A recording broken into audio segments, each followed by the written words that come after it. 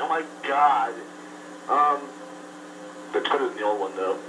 Well, I'm sorry to call you last night. I totally lost track of time because I was playing this very wild game of Pictionary, and I lost. But we were both in like the last square, so it was really cool.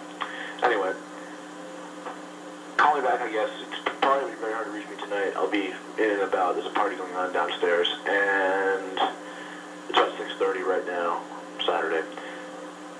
I want to know what Mystery Channel you watch Freddy's Nightmares on, so I looked in the directory, for the New York Times directory, I couldn't find it anywhere.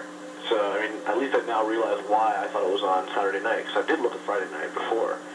And I figured when he said it was on that I had just missed it on the directory, but I scanned that baby and it wasn't there.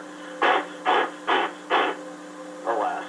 Well, we can chat about that later, and I'll probably somehow wind up seeing it, so it's no big deal. Take care of yourself. Post office is closed, so I probably won't be able to send your stuff until Monday. Sorry. Because I want to send it like, first class and all kinds of neat stuff like that. Cool. See you later.